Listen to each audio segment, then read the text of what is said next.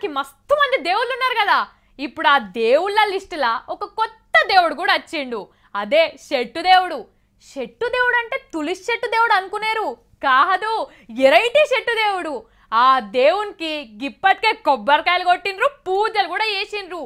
ఇక రేపట్ల గుడి కూడా కడతారట. మరి గా చెట్టు దేవుడు ఎవలో మనం కూడా పోదాం నడురి. తాటి చెట్టు, ఈత చెట్టు, అప్పుడప్పుడు యాప చెట్టు, ఇవిటికే కదా కళ్ళు వారేది. కానీ ఇడ చూడుర్రి, సుబాబుల్ చెట్టు కూడా కళ్ళు వారుతుంది. ఇది వరంగల్ జిల్లా మహబూబాద్ లో శ్రీనివాస్ అనేటాయన ఇంట్లున్న సుబాబుల్ చెట్టు. రోజుకు 2-3 సీసాల కళ్ళు వారుతుందట. రుచి కూడా సేమ్ తాటి కళ్ళు తీర్లనే ఉన్నదట. ఇక చూడుర్రి, ఇగో ఈమె షైతోన్ పడుతుంది, ఇంకొకైన గిన్నె పట్టుకొచ్చిండు. ఆయనతో నిండితే తాగుతాడా ఏంది? ఇట్లా ఏం తక్కువ వారం రోజుల సంది కళ్ళు వారుతుందని ఈమె చెప్తుంది. అవునా అమ్మా?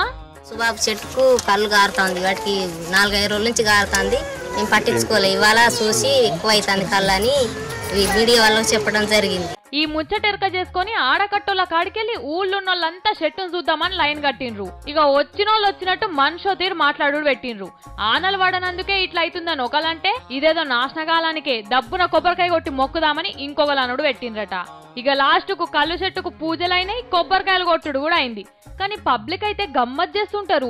రోగం వచ్చి ఎలక చెట్టు చుట్టూ తిరిగినా మొక్కుతున్నారు. పాములు దారి తప్పి గుళ్ళెకొచ్చినా పాలు పోసి దండం పెడుతున్నారు.